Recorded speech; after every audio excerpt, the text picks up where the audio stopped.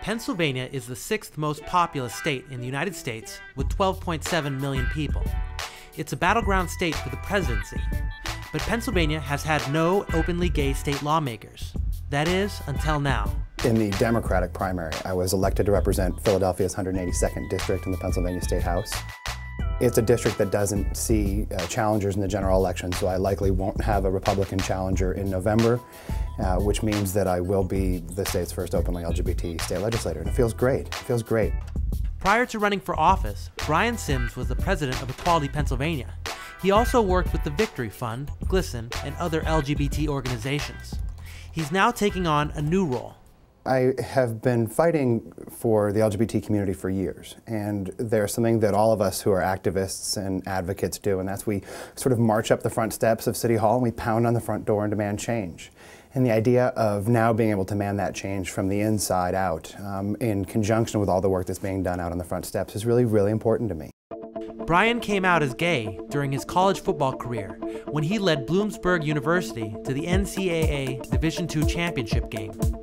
I learned through athletics, you have to be the hardest working person out there. And if you're not, there's somebody that's going to work harder than you that's going to surpass you.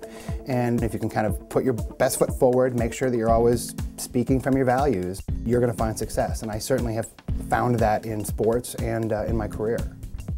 For Brian, being openly gay creates its own unique set of challenges and opportunities. Me being an openly gay man was certainly a big part of the campaign, sometimes in a way that I always didn't want it to be. There were those in the LGBT community, more so than the straight community, that branded me as just the gay candidate. This guy is running just because he's a gay man.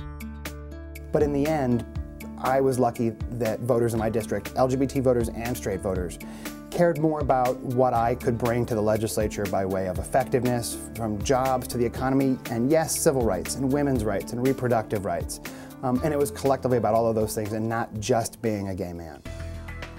Notwithstanding his broader platform, Brian hopes that his election will also help speed the pace of civil rights progress in Pennsylvania.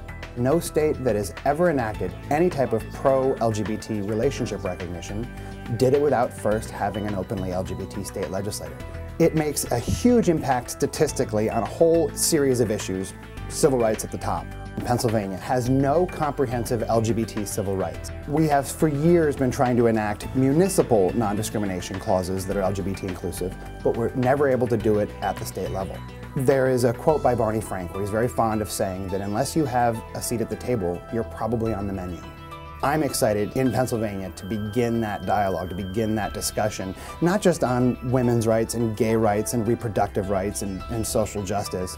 I get to sit next to a Republican legislator who doesn't think that my life, has value and meaning or as much as his own. And I get to talk to him about the economy and jobs and bridges and roads and gravel. And every single day, I get to show that legislator that I am so much more than a gay man, but I am also a very proud gay man.